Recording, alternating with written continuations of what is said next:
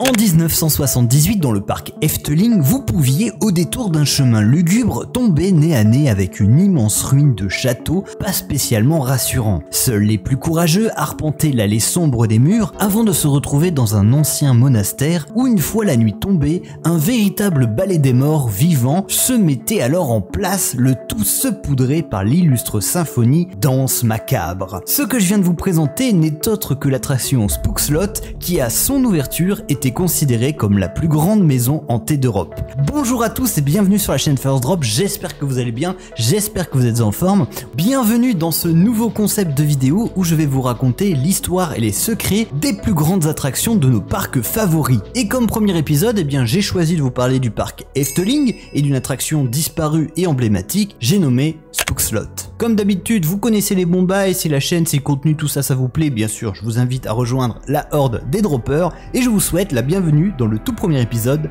de Storyline.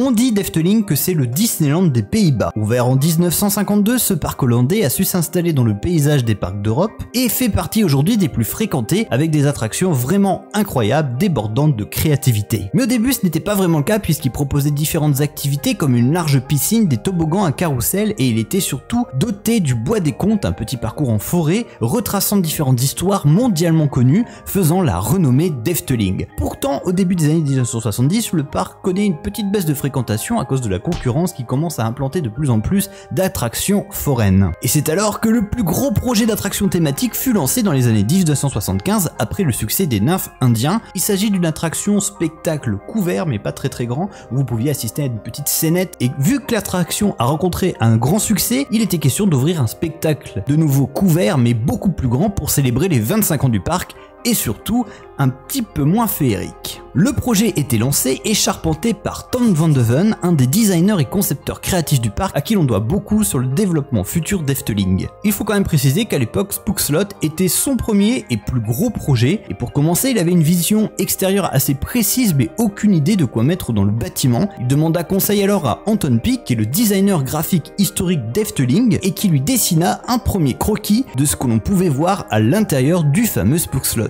le futur plus grand château hanté d'Europe. Suite à ça, Tom se lança dans la conception d'images très précises de l'apparence de la maison hantée et des différents éléments décoratifs de celle-ci. Il fera aussi des maquettes de l'intérieur mais également de l'immense structure extérieure du château avec notamment celui de la tour principale qui culminera à plus de 20 mètres de haut. La construction, elle, va débuter dans les années 1976 pour une ouverture au public en 1978. Et ce que l'on peut dire, c'est que le résultat est vraiment bluffant. Le bâtiment déjà d'extérieur fait réel, les éléments de décor sont palpables, bref, on y croit. Et je peux vous dire que même 40 ans plus tard, la nuit, avec une petite brume, un petit éclairage, ça faisait toujours son petit effet. Mais là, je sens surtout que vous avez envie de vous dire, mais oui, mais qu'est-ce qui se passe dans ce château hanté? Eh bien, je vais vous le dire, on va faire ensemble l'attraction Spookslot du début jusqu'à la fin. Voici comment se déroulait l'attraction. En tant que visiteur, vous étiez invité à entrer dans le château. La première partie de la file d'attente s'appelait le couloir sombre. Il était pensé pour faire la transition entre la lumière extérieure et l'obscurité de l'édifice. Dans le couloir, différentes petites animations autonomes étaient pensées pour immerger le visiteur dans une ambiance plutôt angoissante et inquiétante. Il y avait notamment une porte à cliquer, des crânes qui s'animaient ou encore un fantôme qui gémissait dans l'obscurité. Une fois les yeux habitués au noir, vous arriviez dans la chambre ronde, une pièce octogonale fortement inspirée des Stretching Rooms que l'on peut notamment retrouver dans les maisons hantées des parcs Disney. Mais celui-ci, il servait surtout de petit pré-show pour faire patienter les visiteurs avant le spectacle principal. Sur chaque liaison de la pièce, des diables chandeliers tenaient de chaque côté une bougie qui, une fois le cycle lancé, se tamisait, laissant alors les yeux du diable vert comme principale source de lumière. Si vous leviez la tête, vous pouviez apercevoir une main poilue qui tient une immense couronne de bougies qui menaçait à tout moment de s'effondrer. Et d'un coup, le plafond devenait transparent et d'énormes créatures démoniaques s'animaient. Elles faisaient leur apparition sous un enchaînement de gémissements et un grondement d'orage. Lorsque le petit show était terminé, les visiteurs pouvaient avancer, se positionner devant deux portes où là encore une petite animation les attendait, celle de l'esprit de l'Est, représentée par une immense statue terrifiante qui tenait en ses mains une boule de cristal avec une tête de princesse et qui d'un coup se transformait en tête squelettique. Bref, bonjour l'ambiance, et ça ce n'était que la file d'attente. Maintenant, les portes s'ouvrent et on va pouvoir rentrer dans la salle principale. Une fois les portes ouvertes, les visiteurs pouvaient donc entrer dans la plus grande pièce de Spook Slot, composée de 3 estrades devant une vitre, laissant apercevoir le décor du spectacle. Il s'agissait d'une abbaye délabrée, jonchée de feuilles mortes et d'arbres démunis de feuilles. Une immense fosse se trouvait devant, ne laissant voir qu'un vide noir profond. Les portes se fermaient et le corbeau enchanté se mettait alors à frapper sur l'horloge de la bâtisse, laissant les cloches sonner et entrevoir le jardinier pendu, accroché à la corde de celle-ci. Soudain, le silence prit place afin de permettre le passage d'une armada de moines dans le monastère qui ne se doute pas qu'une fois rentré, le terrible lieu s'anime, on peut le dire, d'une danse plutôt macabre. La musique démarre par un solo de violon qui des profondeurs s'anime, ensuite la musique s'accélère et les tombes commencent à tourner, s'ouvrir, danser, respirer sur le rythme de la musique. De curieux et terrifiants personnages font leur apparition, en haut en bas de la scène, les fleurs bougent, les fantômes courent, une femme sur un bûcher apparaît avec des flammes autour, la musique s'emballe, les animations aussi jusqu'à l'arrivée d'un terrifiant éclair qui fait trembler le public sur ses estrades. Les lumières et les animations se stoppent, seul reste le violon pour terminer les 2-3 accords de danse macabre.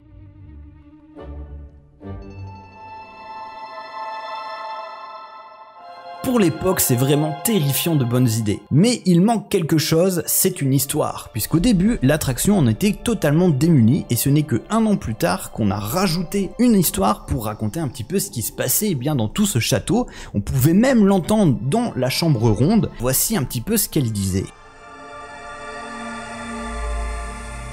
Il y a longtemps, le vicomte de Capel van Cantsevel vivait dans ce château et a recueilli des contes de fées et des légendes du monde entier. Seulement, la méchante sorcière Visculamia voulait voler au vicomte ses précieuses trouvailles féeriques et légendaires. Et un jour maléfique, la sorcière tenta de s'en emparer, mais fut capturée par le jardinier et condamnée au bûcher par les 3 juges du duché.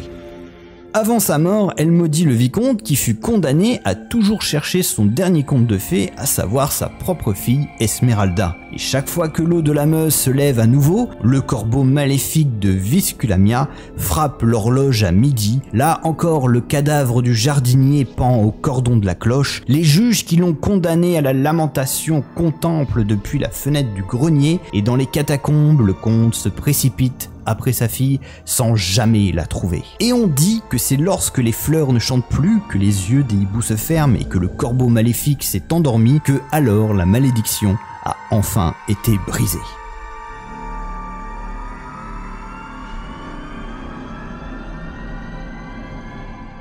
Il s'agit là vraiment d'un résumé de la storyline de l'attraction, mais il y a quand même quelque chose qui était incroyable, c'est qu'à l'époque, on n'avait pas vraiment besoin de ça, et même encore maintenant, pour comprendre plus ou moins ce qui se passait. Le visiteur était capable de se faire sa propre idée sur l'attraction, car elle était extrêmement bien thématisée. Et rien que tous les mécanismes fascinants dans l'attraction Spook Slot permettaient, on va dire, l'attrait des visiteurs à travers celle-ci, car ils étaient quand même curieux de voir un petit peu ce qui allait se passer. Ce qui m'amène à mon point suivant, à savoir le fonctionnement et donc les backstage de l'attraction.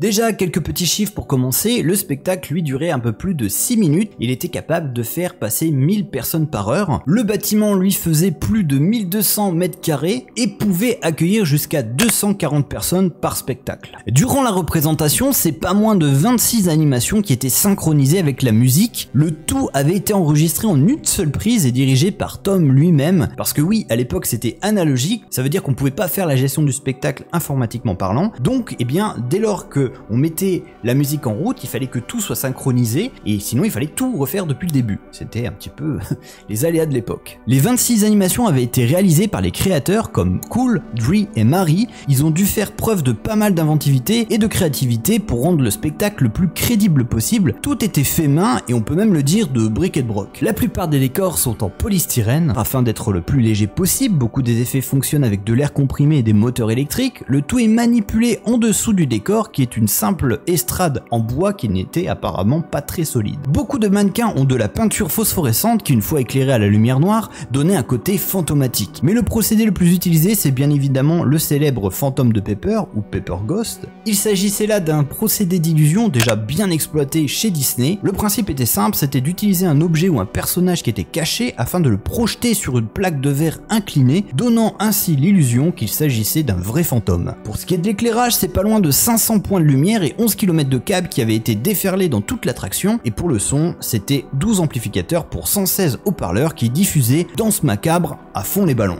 Petit bonus, je vous ai fait un petit florilège des secrets et tips de l'attraction que j'ai trouvé plutôt intéressant, donc je vais vous en lister quelques-uns. Il faut savoir que la tête du jardinier, du vicomte et de l'homme qui faisait les cris dans la file d'attente de l'attraction sont exactement le même visage, c'est la même tête, c'est juste que ça a été détourné. Je trouvais ça plutôt marrant de me dire qu'au loin c'est 3 personnages différents, mais c'est exactement les mêmes bases du mannequin. On devait aussi rajouter un animatronics qu'on appelle le dirigeant, qui devait être présent dans l'attraction, mais à défaut de budget, le projet a été abandonné et à la place on a financé le troll dans l'arbre du bois des contes. Il y a aussi une autre anecdote que j'aime beaucoup, c'est toutes les feuilles qui sont présentes dans l'attraction venaient du bois des contes, ils avaient ramassé ça au sol et ils avaient intégré directement dans l'attraction. C'est plutôt cool. La chanteuse aussi Kate Bush a aussi tourné un clip dans l'attraction et possédait même une pierre tombale à son nom. Il y avait aussi une tête de mort qui était visible sur la façade du bâtiment qui était quand même thématisé à presque 360 degrés, pour l'époque c'était déjà énorme. Et aussi une petite anecdote, il y avait un petit chemin derrière qui s'appelait le chemin des sorcières, pour là aussi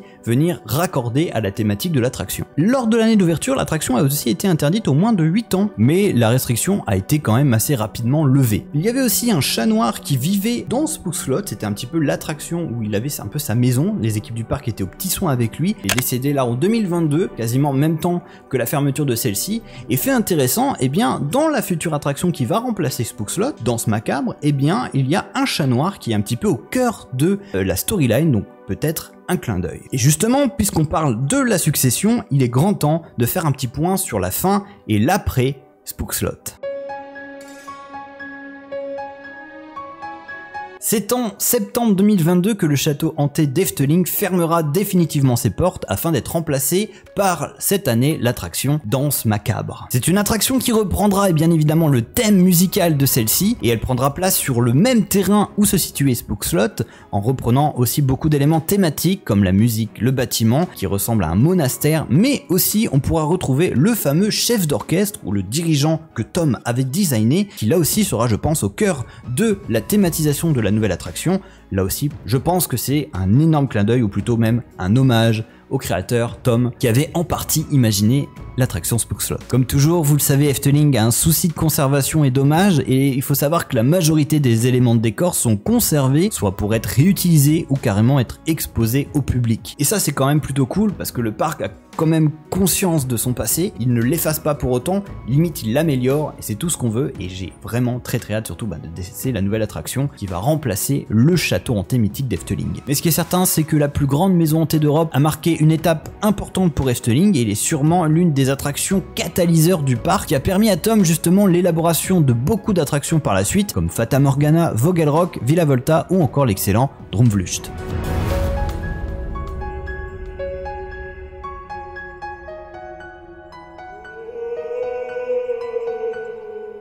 Merci en tout cas d'avoir suivi cette première vidéo, c'est un nouveau concept, je sais pas comment ce sera reçu. En tout cas moi j'ai kiffé faire ce contenu, ça a été beaucoup de travail et j'espère que la qualité sera au rendez-vous, vous me direz tout ça un petit peu en commentaire. Et justement n'hésitez pas à me dire aussi en commentaire de quelle attraction vous aimeriez que je traite la prochaine fois. J'attends un petit peu tout ça et je lis et je regarde tout. Je vais remercier aussi Jean Yup et le maître Grolandais qui m'ont aidé pour faire cette petite vidéo. Donc n'hésitez pas à aller les suivre sur leurs réseaux sociaux, je vous mettrai bien sûr tout ça en description. Il y a aussi autre chose à aller voir, c'est le site Eftpedia qui est une mine d'or d'informations pour ce genre de contenu, mais n'hésitez pas aussi bien sûr à aller voir la chaîne YouTube d'Efteling qui retrace pas mal de choses. J'ai aussi trouvé un excellent documentaire sur l'attraction Spook's Slot, c'est la chaîne de Viv Zwidigen, alors je sais pas si je l'ai bien prononcé mais en tout cas en français ça veut dire les 5 sens, là aussi lien en description. Bref, comme d'hab, bien sûr vous connaissez les bons bails, le like, l'abonnement, le partage et bien sûr n'hésitez pas à rejoindre la horde des droppers. Malheureusement la plus grande maison hantée d'Europe n'est plus, elle a été remplacée par Phantom Manor depuis, mais mon petit doigt me dit que dans pas longtemps nous allons pouvoir être dispatchés et de nouveau tournoyer au milieu des morts vivants, le tout accompagné d'une symphonie